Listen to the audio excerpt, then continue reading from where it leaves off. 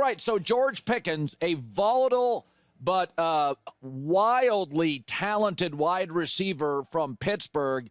The Steelers said, give us a third-round pick. You can have him. This part of it, I didn't like DK Metcalf and George Pickens, both high-maintenance receivers on the same team. I didn't like that at all. So I'm glad they moved off him. They got a decent pick. Expectations, though, are the key to this trade. It can only work because of Dak Prescott. Dak Prescott's temperament and maturity. He's dealt with Jerry's ego and Ezekiel Elliott's nonsense. Dak will make it work if it can work. I mean, and listen, it's like playing for Jerry Jones for a young quarterback is like going, it's a little Animal House. It's a little crazy. It's not like any other frat. And Dak has done a great job. There's been multiple controversies. He had to deal with Dez Bryant's, tantrums early. CeeDee Lamb wants the ball. He's had, passive-aggressive shots taken at him. Again, Zeke, they've rebuilt the offensive line. Dak may not be the best quarterback in the league, but this is a receiver with a big catching radius who is great on contested catches. I don't think Dak throws the prettiest or more accurate football, but I think intangibles, I think EQ, I think Dak's great. I think he's one of the guys that goes to the podium every week and he's like in Vegas, they call it the cooler. You'd put a guy with bad luck near a hot table, the cooler. Dak is the cooler. Anytime there's a circus going on in Dak, he brings the temperature down. But Mike Tomlin, who's always been a player's coach, he bailed on him. He couldn't control him. And Randy Moss works in New England not just because of Tom Brady. He worked because of Bill Belichick. And the reason A.J. Brown, who can be a bit temperamental, works in Philadelphia because they have a great owner and a GM and a great culture. The Cowboys don't have a great culture. This is a volatile, immature wide receiver who's going to want the ball and is not going to love CeeDee Lamb getting 12 targets and he gets 4 on certain Sundays. He's not going to like that. And this is not a strong culture or a strong coaching staff. So I think the opportunity and chance for mayhem is through the roof. Dallas right now is the land of the misfit boys. It's not a well-run franchise, in my opinion. I picked them yesterday for 4th place. I do think this is an elite playmaker. There are not a lot of body types. He is incredibly strong for how thin he is. He's rangy. He can catch in a crowd. Dak isn't as precise as like a lot of quarterbacks. So you need somebody that can move, that can compensate, that can correct course if Dak's a little off, and he can do all that stuff. But between CD and Jerry and the left tackle issue and no run game and the temperament of Pickens, Dak Prescott's patience once again will be tested. If this thing works, and it'll be fun to watch, but if it works only because of Dak. His EQ, which is, again, tangibles, he's not top 10. Intangibles, he may be top 2 or 3 in the league. All right, so, and we'll get to that, more on that in a second.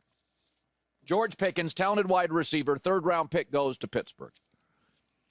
All right, J-Mac asked a question during the break. He said, do you think Aaron Rodgers of the Steelers potentially, do you think Aaron Rodgers had anything to do with George Pickens being moved? So Aaron Rodgers is not a Steeler. There is speculation out there. He is waiting for the schedule to drop. Aaron did not like, and by the way, Peyton Manning hated primetime games. A lot of these quarterbacks, as they get older, they get into rhythms. Kirk Cousins hated primetime games. Aaron, people are speculating, he's waiting for the schedule next Wednesday to drop, and if they don't have a ton of primetime games, and I don't think they will, then Aaron's like, I'll go to Pittsburgh. If he does it early, the NFL could manipulate the schedule. Aaron doesn't want primetime games. He wants that 1 o'clock window. A lot of these guys do. I totally get it and defend Aaron there. A lot of guys get tired of getting monkeying around. I mean, Mahomes last year, never played a normal schedule. So I will say this. I do believe Dan Rooney, the owner of the Rooney family, has said, we think Aaron's going to be a Steeler. Aaron already showed his allegiance. Hey, listen, I like the DK Metcalf guy. He's been in the league. He's great. So Aaron's shown his hand. He of the 2 receivers they had, He's like, I'm going to go work out with this one. Aaron has always liked effort guys at wide receiver. Donald Driver, Jordy Nelson, James Jones. You don't have to be a burner. Randall Cobb, he likes dependable guys he can trust. You can't trust George Pickens. Metcalf may be high maintenance, but he plays hard. Pickens bails on routes. Now, this is also a Steeler issue. The Steelers have lost a lot. They lost Dan Moore, their left tackle, Najee Harris, Pickens, Van Jefferson, Mike Williams, both their quarterbacks. So they're the only team in the league that has lost their leading passer, leading rusher, and leading receiver from last year. But Aaron obviously is a better quarterback than the two they had. So I think they could be fine. They tend to, maybe it's Mike Tomlin, they think he can handle it. They tend to draft a lot of dramatic players. They draft and develop, they roll the dice on Le'Veon Bell, Chase Claypool, A.B., Pickens. Pickens had red flags when he was coming out of college. Deontay Johnson. Now, they bail on him. To their credit, if they think they're a pain in the butt, they'll move off them. But they have moved off a lot of highly dramatic players, and it feels like it's an exercise in futility. You keep doing the same thing over and over. You won't red flag guys that most of the league does, and you end up, getting a couple good years, but you have to bail on him. So the Steelers got a third-round pick. I think Aaron, I believe that he's waiting, and this is the speculation, he don't want primetime games. So now he's got, and he would never admit it, he's got a number one receiver. He'll have a great defense. He's obviously, there's some sort of discussion going on between Aaron and the Steelers. I don't know if there's an agreement, but I think what the sad part for the Steelers is they have become a franchise that's more interesting than they are very good. That's what they become. I think Aaron makes them very interesting. I said this yesterday. They're going to be a third-place team in the division. They're too gifted, too good of a coach, too good of a culture, too good of a defense to be fourth place, but they're not in Baltimore's league right now. They're just not. They're not good enough at quarterback. They're not in Cincinnati's league because they're not good enough at quarterback or at wide receiver.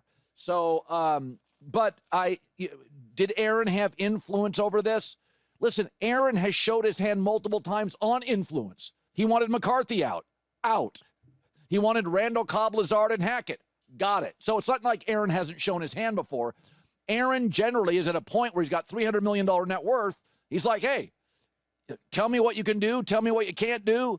I think, honestly, Aaron's pretty predictable at this point, that I think he'll go to Pittsburgh, but it's got to be right. He's got to get the things right. The TV schedule, one great weapon that may be a bit high maintenance, but he's already shown his hand and his allegiance. My guess is he's going to be a Steeler, and it's going to be sometime late next week he'll announce it. That would be my guess. Aaron doesn't communicate with a lot of people. He's got a new relationship, reportedly. That would be my guess. But I do think Aaron has shown his hand multiple times is he's going to want certain things. By the way, when Tom Brady went to Tampa, get me Gronk, get me Lenny Fournette. And there's something, but by year 2 or 3, move Arians upstairs. Like the veteran quarterbacks, Peyton Manning, there's things I want. This is not picking on Aaron.